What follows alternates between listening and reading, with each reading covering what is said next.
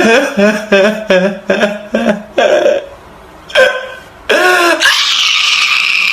when we were still changing for the better. One thing was enough.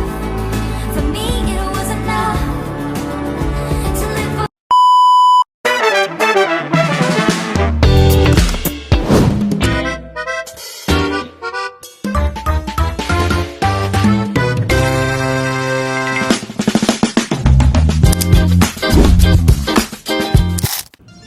Assalamualaikum warahmatullahi wabarakatuh. Salam Om Swastiastu, Namo Buddhaya, Salam Sejahtera, Salam Kebajikan bagi kita semua. Perkenalkan, saya Savana, saya dari Program Studi Manajemen Fakultas Ekonomi dan Bisnis Universitas Pamulang. Di sini saya akan meresensi sebuah buku yang berjudul Si Anak Spesial karangan Terelie.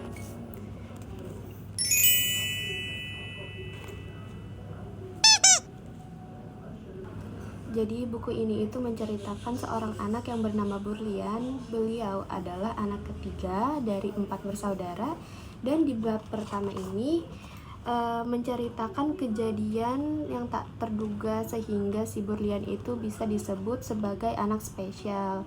Jadi anak spesialnya di sini itu bukan karena si Burlian mengidap penyakit atau semacamnya. Jadi spesialnya itu maksudnya adalah ketika si ibunya Burlian mengandung, banyak kejadian yang tak terduga sehingga si Burlian disebut anak spesial. Nah, kemudian di bab selanjutnya itu kita diperkenalkan oleh Kak Eli, si anak pertama, Kak Pukat anak kedua, dan Amelia itu anak terakhir.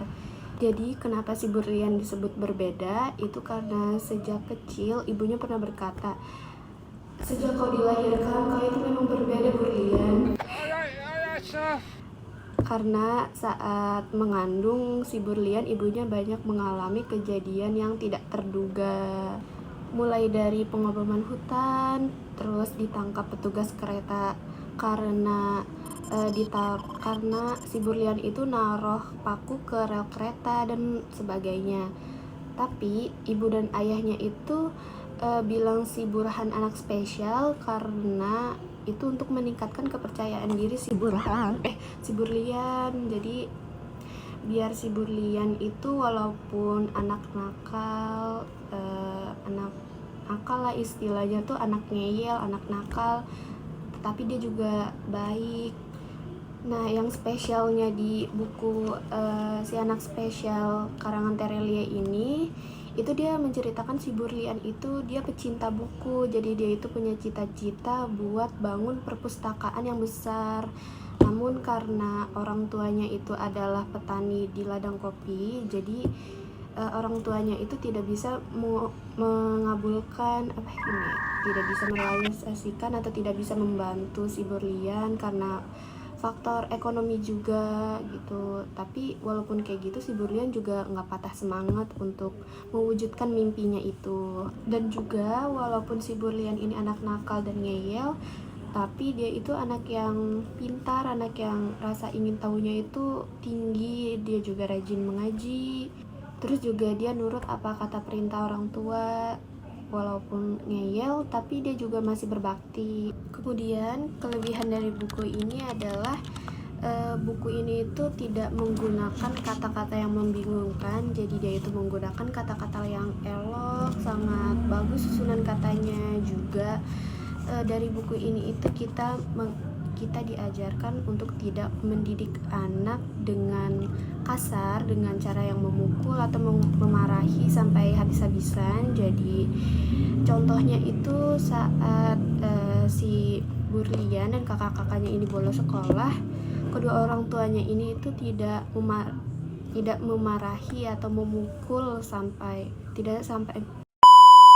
Jadi saat si Burlian, Kak Eli, dan Kak Pukatnya itu bolos sekolah, kedua orang tuanya itu, si ibunya itu, dia tidak memarahi dan tidak sampai memukul anak-anaknya tersebut, tetapi dia itu memberikan hukuman untuk mencarikan kayu bakar. Dia itu kan nyari kayu bakarnya itu sampai naik turun bukit, jadi cuman dikasih bekal nasi tanpa lauk kayak gitu. sehingga banyak banget pesan nilai moral yang saya dapat dari buku Si Anak Spesial karangan Terelie ini, untuk mengajarkan bagaimana caranya kita itu mendidik anak dengan baik, tanpa kasar ya istilahnya. Dan buku ini juga bisa masuk ke semua usia ya, karena ini tuh genrenya tuh fiksi, novel fiksi, jadi non ilmiah, jadi bisa masuk ke semua kalangan. Lalu kekurangannya itu cuman waktu di bagian awal-awal itu dia kurang membuat aku tergugah, maksudnya kurang gimana ya, kurang dapet feel-nya gitu loh, kurang ngerti apa yang dimaksud, jadinya itu cepet bosen.